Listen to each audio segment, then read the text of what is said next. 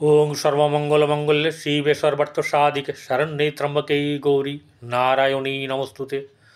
সৃষ্টিস্থিতি বিনাশানং শক্তিভূতে সনাতনী গুণাশ্রয় গুণময়ে নারায়ণী নমস্তুতে। জয় বড় মায়ের জয়, জয় মহাদেবী মহামায়ার জয়। প্রত্যেকের জীবন সুন্দর হোক, আনন্দময় হোক, প্রত্যেকে থাকুন দুধে ভাতে। শ্রী শ্রী পদ্মাবতী মায়ের কাছে এই প্রার্থনা করি এবং সেই সঙ্গে বড় মায়ের কাছেও প্রার্থনা করি সকলের জীবন আনন্দময় হোক। কে সুখে থাকতে চায় না বলুন তো দেখিনি? দুঃখ তো সর্বদাই আছে। সুখের জন্য মানুষ কিভাবে হা উতাস করে বেড়াচ্ছে। যদি একটু সুখ পায়, যদি একটু শান্তি পায়, এই শান্তির বেশিরভাগটা আসে কিন্তু অর্থের থেকে। আবার শুধু অর্থ থাকলে হবে না। যদি খুব কৃপণ হয় তাহলে তার জীবনে সুখভোগ কখনোই হবে না, কারণ সে বাতাসার ছায়া দেখে জল খায়। তো এরকম ধরনের জীবন নিশ্চয়ই কেউ চাইবে না, কারণ তার যে অর্থ সেটা কিন্তু মানে এমনভাবে খরচা হবে, তার পরের বংশধর এমনভাবে করবে যে তার নাম ও নিশান কিছু থাকবে না। তো ঘটনা হচ্ছে যে এই যে আমরা ভোগ বিলাস করতে চাই, সুখে থাকতে চাই, তো এই সুখটা কে দেয়?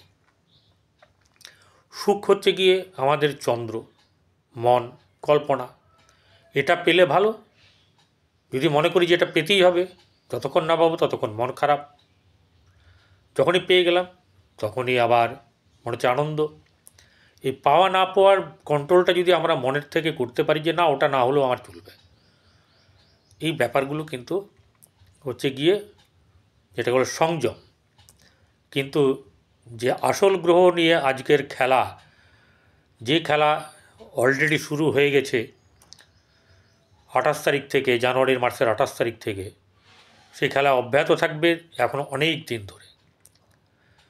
সেটি হচ্ছে রাহু মীন রাশিতে বসে, শুক্র সেখানে গেছে। রাহু হচ্ছে প্রচুর ভোগবিলাস দেয়, অনন্ত অর্থ দেয়, অনন্ত অর্থ দেয়। মানে সে বুঝতেই পারবে না তার কোন দিক থেকে অর্থ কিরম কিরম করে ঝরে পড়ছে। যেমন গাছকে নাড়া দিলে কেউ কেউ বলতে পারে তার গাছের কোন দিক থেকে বেশি অংশ পড়বে বা কোনটা ইয়ে। তো এরকম হচ্ছে গিয়ে রাহু যখন দেবে, কথায় আছে না, ছপ্পড় পড়কে মানে ছাদ ভেঙে অর্থ আসে তুমি শুয়ে থাকলেও। এই রাহু বসে আছে মীন রাশিতে, সেখানে গেছে আবার ভোগবিলাসের কারগ্রহ শুক্র, যে সদাই যাই করবে, যদি ফাটা কাপড়ও থাকে সেটা আয়রন করা থাকবে, সুন্দরভাবে কাচা থাকবে, যেন কেউ বুঝতে না পারে। এবং ঠাট বাট তার সমস্ত কিছু, খাবে যতটুকু খুব সুন্দরভাবে খাবে, বিছানা সুন্দর, ঘরের যেটুকু জিনিস থাকবে দেখতে পরিপাটি থাকবে, সব কিছু তার সুন্দরতা থাকবে।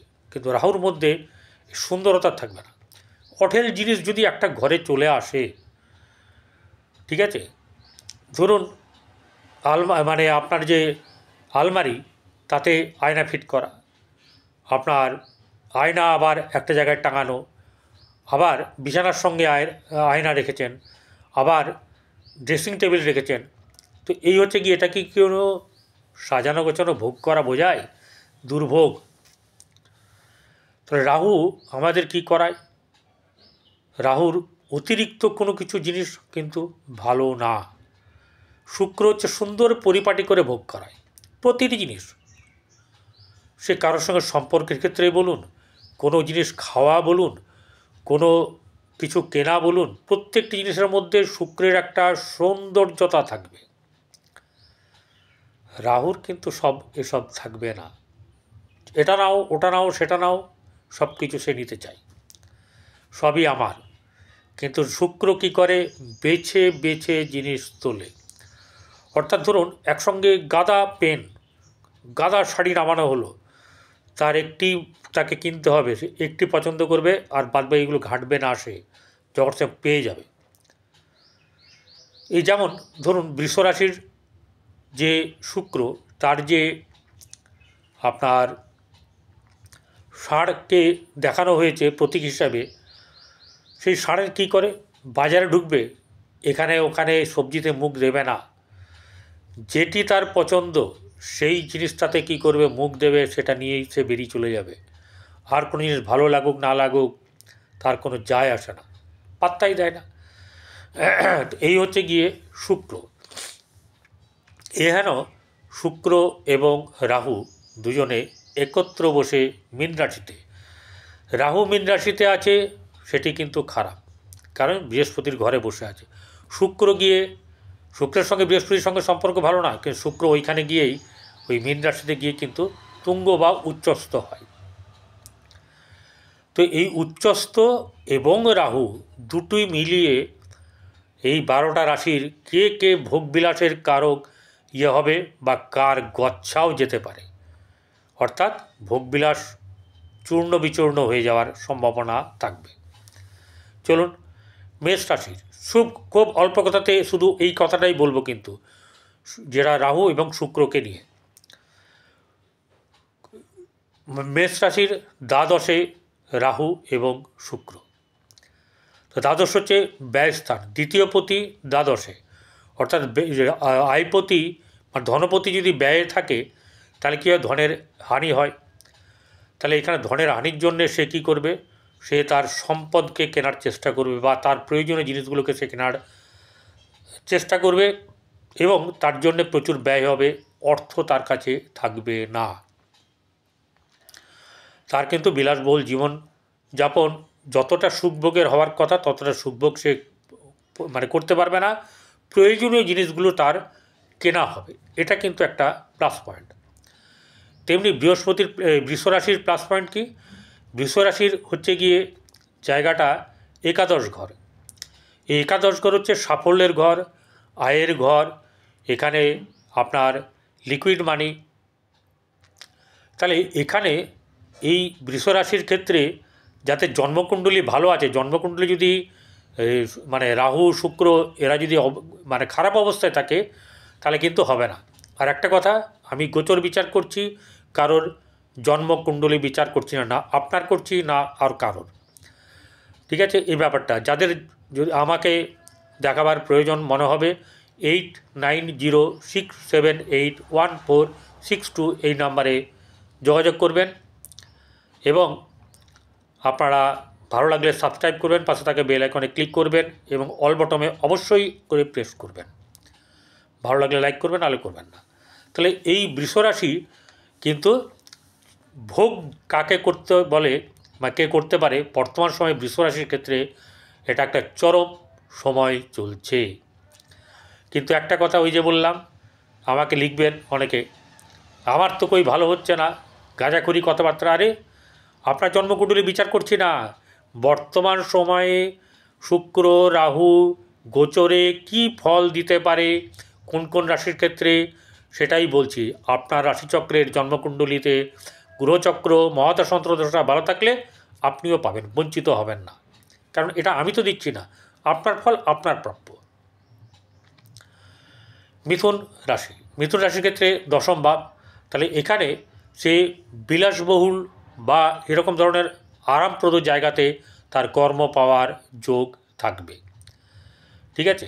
এবং এর যেহেতু চতুর্থ ভাবকে দৃষ্টি দিয়ে আছে, তাহলে এর সুখ ভাব, সুখ কিন্তু এর কাছে ভালো থাকবে, গৃহসুখ মোটামুটি বেশ ভালোই থাকবে, খারাপ হবে না।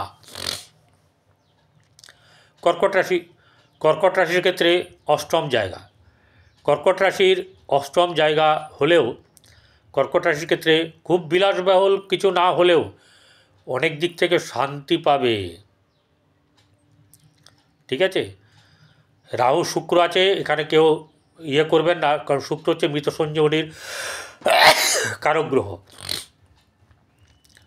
ঠিক আছে। অতএব এখানে অ্যাক্সিডেন্ট হয়ে যাবে অষ্টমে, এই ব্যাপারটা কিন্তু হবে না। বহুলতা তার জীবনে নাও হলেও তার খারাপ এমন কিছু হবে না, অর্থাৎ খুব ভালো নয় খুব খারাপও না, এরকম একটা ব্যাপার তার মধ্যে চলবে। ভালো হতে পারে যদি তার জন্মকুণ্ডলী ভালো হয়। সিংহ রাশি, সিংহ রাশির ক্ষেত্রে হচ্ছে গিয়ে আপনার কর্কট রাশির ক্ষেত্রে ভাগ্যভাব হচ্ছে গিয়ে আপনার শুক্র রাহু বসে, অতএব তার ভাগ্যস্থান খুব শুভ হবে। আমি একটু ভুল বলে গেছি, ভাগ্য জায়গাটাতে খুব ভালো করে তার জীবনে এই সময়তে উন্নতি হওয়ার লক্ষণ। সিংহ রাশির ক্ষেত্রে এটা হচ্ছে গিয়ে আপনার অষ্টম ভাব। তাহলে অষ্টম ভাবে যদি শুক্র এবং রাহু থাকে, তাহলে সে অষ্টমের জায়গাতে তার ভোগবিলাসের কারক যে শুক্র, সে তাকে সামান্য ভোগ করাবেই, সে যে কোনো প্রকারেই হোক। দুর্ভোগ কিন্তু থাকবে, কিন্তু তার এই সুখভোগ মাঝে মধ্যে হবে, খুব বেশি না হলেও। কন্যা রাশির সপ্তমে শুক্র রাহু। এবারে ব্যাপার হচ্ছে যে কন্যা রাশির ক্ষেত্রে সাবধানতা অবলম্বন করতে হবে, যেটা হচ্ছে অবৈধ কোনো সম্পর্কে যেন লিপ্ত না হন। সবার হবে কি, সব জিনিস যেমন সবার হয় না, তিনি সব কন্যা রাশির কিন্তু হবে না। যার জন্মকুণ্ডলী সেরকম ধরনের ইঙ্গিত দেবে, মহাদশা ইঙ্গিত দেবে, তবেই হবে, নচেত কিন্তু কিছুই হবে না। ফল ফলবে, কিন্তু আপনার জীবনে, আপনার মনে করুন বয়স 85 বছর, আপনার জীবনে ওগুলো ফলবে না? আপনার যদি 10 বছর বয়স হয়, তাহলে আপনার ফলবে কি? তার বাচ্চারা ফলবে? ব্যাপারটা ওরকম না। যার ফলার হবে তার ফলবেই, তার মহাদশা অন্তর্দশা এবং তার গ্রহচক্র জন্মকুণ্ডলিতে সেইভাবে তাকে মানে সেই কথাই বলবে। তুলা রাশির হচ্ছে গিয়ে আপনার ষষ্ঠ ঘর।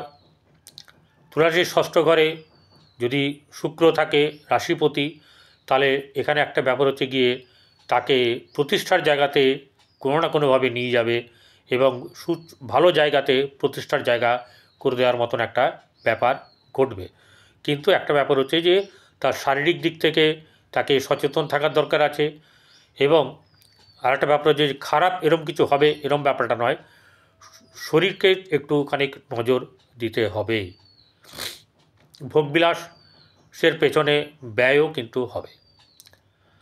বৃশ্চিক রাশি জাতক জাতিকাদের দেখুন পঞ্চমপতি, তাহলে পঞ্চমে বৃশ্চিক রাশিদের ক্ষেত্রে কি করতে হবে? সাবধানে থাকতে হবে, ছেলে পুরুষ হোক বা নারী। অবৈধ কোনো ব্যাপারে জড়ানোর ব্যাপার থেকে সাবধানতা অবলম্বন করতে হবে। এছাড়া এই শুক্র আপনাকে ভোগবিলাসীও করাবে। যানবাহনে চড়াই বলুন, ভালো জায়গায় ভ্রমণই বলুন, ভালো খাওয়া দাওয়া বলুন, রেস্টুরেন্টে বলুন, যাই বলুন, আপনার কিন্তু এসব জিনিসগুলো মোটামুটি ভালো হবে। ধনুরাশি জাতক জাতিকাদের 4th হাউসে বসে আছে মীন এবং আপনার শুক্র এবং রাহু।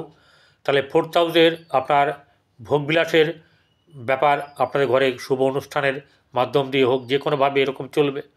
এই ব্যাপারগুলো আপনার ক্ষেত্রে কিন্তু ভালো হবে।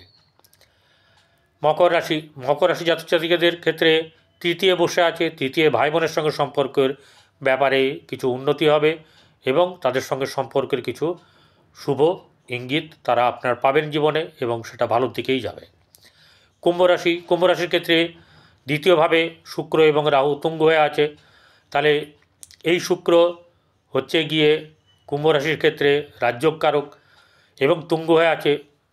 এই যে বৃষ রাশি এবং এরপরে কুম্ভ রাশি, এই রাশির জাতক জাতিকারা একদম চরমভাবে আপনারা ভোগ করতে পারবেন, কিন্তু তারাই ভোগ করবেন যাদের জন্মকুণ্ডলী ভালো আছে, রাশিচক্র ভালো আছে, মহাদশা অন্তর্দশা ভালো আছে, তাদের সঙ্গে এটার সংযোগ হয়ে যাবে এবং তারা মানে যে সুখ এতদিনে পায়নি সেই সুখ তারা বেশ কিছুদিন ধরে ভোগ করেই যাবে। ভোগের পর ভোগ এই চলতেই থাকবে, সে যে কোনো বলুন, ভ্রমণে বলুন, খাওয়া দাওয়া বলুন, পোশাক পরিচ্ছদ পরা বলুন, আপনার মানে আড্ডা বলুন, ভালো জায়গাতে যাওয়া আসা, সব কিছু ঘোরাফেরা, ইচ অ্যান্ড এভরিথিং তার কিন্তু ভালো হবে। আত্মীয় স্বজনের সঙ্গে সম্পর্কের উন্নতি হবে এবং প্রচুর অর্থও কিন্তু এদিক থেকে ব্যয় হবে।